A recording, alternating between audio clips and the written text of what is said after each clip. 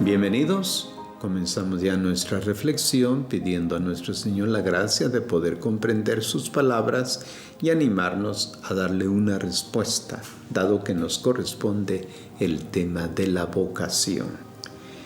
Pues en realidad no hay página de la Escritura en la que no aparezca de uno u otro modo el tema de la vocación. 15. Llama a Abraham, a Moisés, los profetas, y les confía una misión a cumplir un plan de salvación que llevará a cabo. Llama por nombre también a las estrellas del firmamento, y éstas responden: aquí estamos, y gozan y brillan de alegría por aquel que las ha creado. Eso está en el libro de Baruch 3:34 al 35. Así que comprender estas vocaciones equivale a descubrir el proyecto que Dios tiene acerca de sus criaturas y acerca de todo hombre. Ninguno y nadie es inútil. Cada persona, cada ser tiene una función, una tarea que cumplir. Por eso los textos bíblicos, ¿verdad? De Egipto llamé a mi hijo, declara el Señor por boca de Oseas 11:1. Y Mateo 2:15 aplica esta profecía a Jesús. Sí, también Él tiene una vocación: regresar de la tierra de esclavitud, recorrer las etapas del éxodo, superar las tentaciones y alcanzar con todo el pueblo, pues, la libertad. Ahora, ¿y nuestra vocación qué? Dios nos ha llamado a una vocación santa. Dice la segunda carta de Timoteo, capítulo 1, versículo 9. Nos ha llamado mediante el evangelio que predicamos a compartir la gloria de Cristo Jesús nuestro Señor. 2 de Tesalonicenses 2:14. Así pues, los caminos que conducen a esta meta pues son diferentes para cada uno de nosotros. Existe el camino para quien está casado, está soltero. Está el camino de los sanos y el de los enfermos, de los viudos, de los separados, de los novios. Lo que importa es escuchar y descubrir dónde Dios quiere conducir a cada uno y caminar de manera que se muestren dignos de la vocación que han recibido, como lo dice Efesios 4:1. Ángel del Señor es quien se acerca al hermano y lo ayuda a discernir y seguir el camino trazado para él por Dios. Así que nuestra pregunta en este domingo es: Señor, ¿qué quieres que haga? Ayúdame a comprender y a realizar tu diseño de amor. Con estas palabras introductorias ya nos preparamos para la lectura del Evangelio según San Juan, capítulo 1, versículos 29 al 34. En aquel tiempo, al ver Juan a Jesús que venía hacia él, exclamó: Este es el Cordero de Dios que quita el pecado del mundo. Este es aquel de quien yo dije: tras de mí viene un hombre que está por delante de mí, porque existía antes que yo. Yo no lo conocía, pero he salido a bautizar con agua para que sea manifestado a Israel. Y Juan dio testimonio diciendo: He contemplado al Espíritu que bajaba del cielo como una paloma y se posó sobre él. Yo no lo conocía, pero el que me envió a bautizar con agua me dijo: aquel sobre quien veas bajar el Espíritu y posarse sobre él, ese es el que ha de bautizar con Espíritu Santo. Yo lo he visto y he dado testimonio de que este es el Hijo de Dios. Hasta aquí el texto bíblico que nos plantea para este domingo. Los tres evangelios sinópticos inician el relato de la vida de Jesús recordando su bautizo. Juan ignora este episodio y sin embargo dedica un amplio espacio al Bautista. Lo encuadra desde los primeros versículos en una perspectiva original. Más que como precursor, lo presenta como el hombre enviado por Dios a dar testimonio de la luz, según el prólogo en Juan 1, 6 al 8. Su venida y su predicación suscitan pues interrogantes, expectativas y esperanzas en el pueblo. Incluso circula la voz de que Él sea el Mesías. Una delegación de sacerdotes y levitas van más allá del Jordán para interrogarlo con el fin de aclarar su identidad y su quehacer. Él respondió que él no era el Mesías. Dice, yo bautizo con agua, pero entre ustedes hay alguien a quien no conocen, que viene detrás de mí y no soy digno de soltarle la correa de sus sandalias. Juan 1, 19 al 28. En este contexto donde se inserta nuestro episodio, entra en escena el protagonista Jesús, evocado hace poco por el Bautista, que en el debate que ha tenido pues con los enviados de los judíos. Al verlo, dice, hacia él exclama, aquí está el Cordero de Dios, que quita el pecado del mundo. Es una afirmación que es, como veremos, densa de significados y evocaciones bíblicas. El Bautista muestra haber intuido la identidad desconocida por muchos todavía de Jesús, como ha llegado a descubrirla y que la define pues como una imagen tan singular. Nunca en el Antiguo Testamento una persona ha sido llamada Cordero de Dios.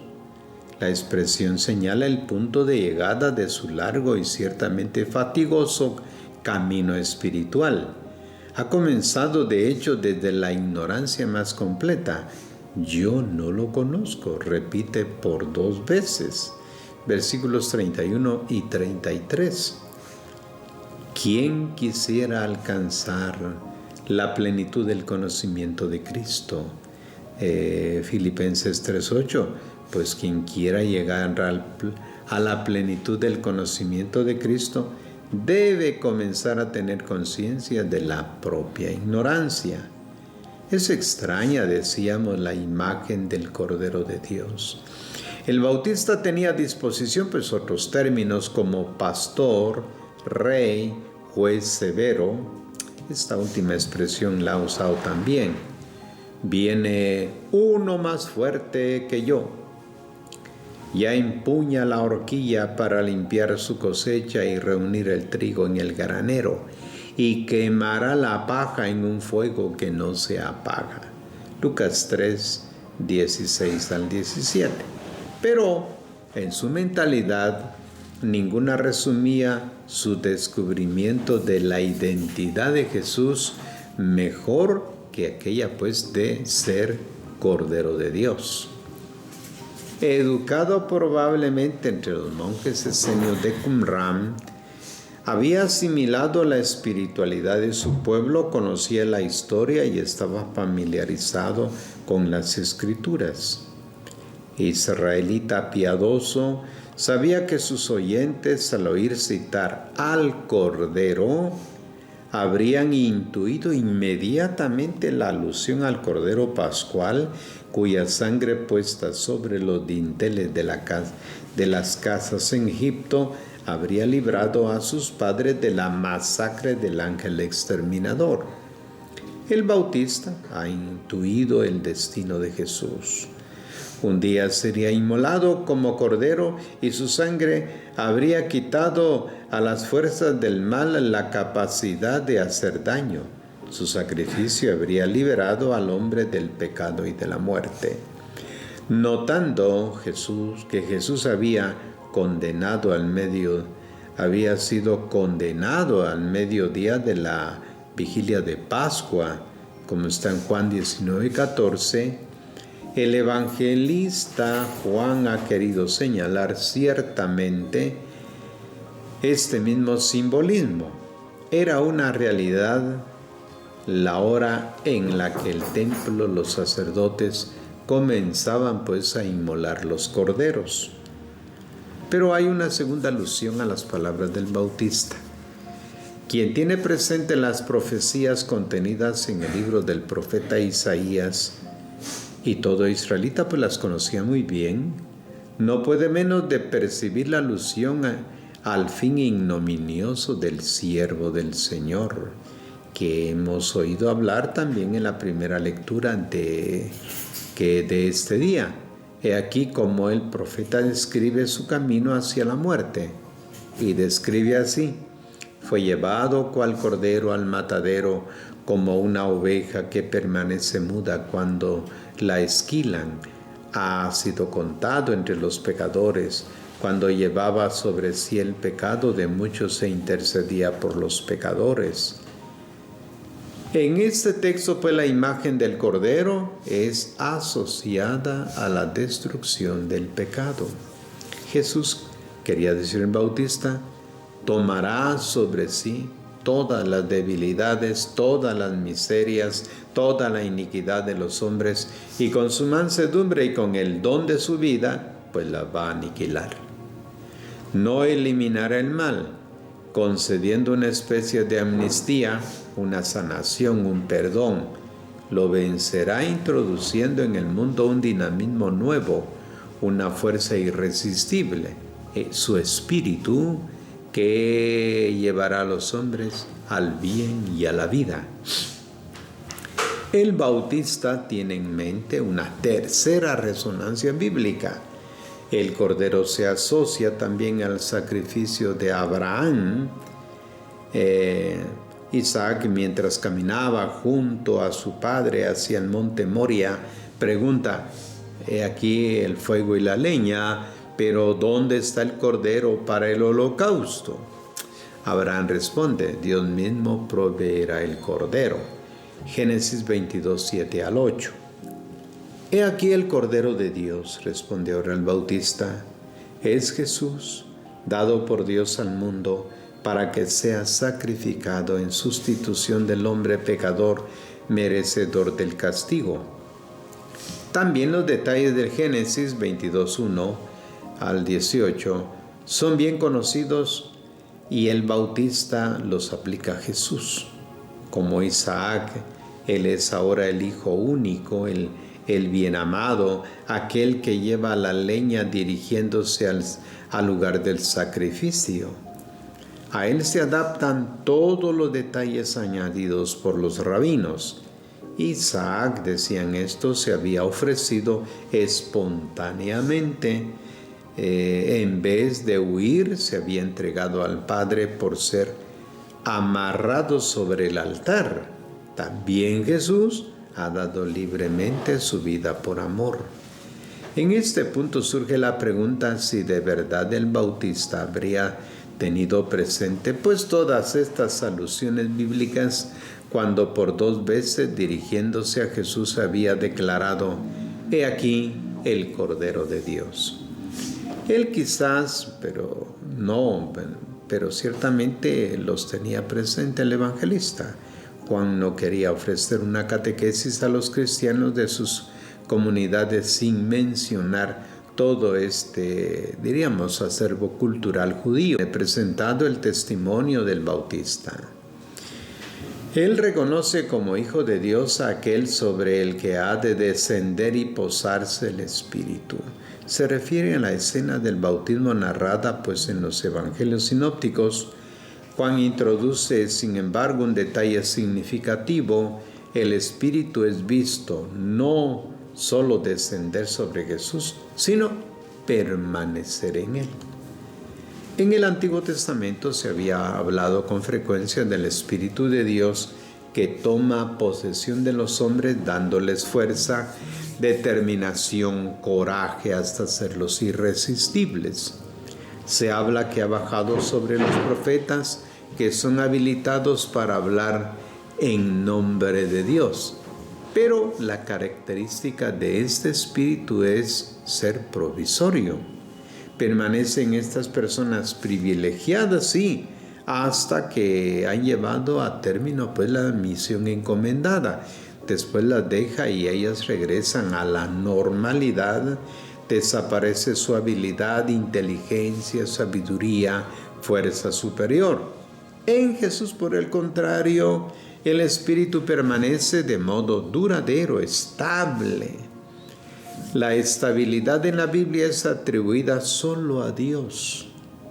Solo Él es el vientre que permanece para siempre. Tomado de Daniel 6:27. Solo su palabra permanece para siempre. Primera de Pedro 1:25. A través de Jesús del Espíritu pues ha entrado en el mundo. Ninguna fuerza adversaria lo podrá jamás expulsar o vencer, y desde él será difundido sobre cada persona. Es el bautismo en el Espíritu Santo anunciado por el Bautista. Unidos íntimamente a Cristo como los sarmientos a una vid vigorosa, llena de savia, los creyentes pues producirán los frutos abundantes. Morarán en Dios y Dios en ellos. Recibirán la estabilidad del bien que es propia de Dios, porque mientras el mundo pasa con su codicia, quien hace la voluntad de Dios permanece para siempre. Es pues el mensaje de este domingo, un mensaje de esperanza y de alegría a través del Bautista. Juan, desde la primera página de su Evangelio, quiere anunciar a sus discípulos. Pues no obstante el evidente poder sobrecogedor del mal en el mundo, lo que le espera a la humanidad es la comunión de vida con el Padre y con su Hijo Jesucristo. Estas cosas, dice Juan, las escribo para que la alegría en ustedes sea perfecta.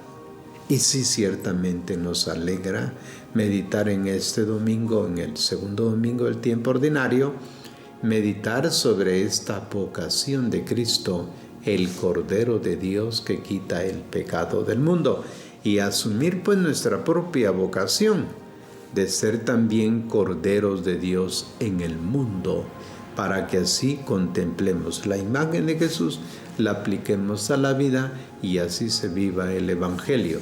Que Dios los bendiga pues en este domingo. Hasta una próxima oportunidad.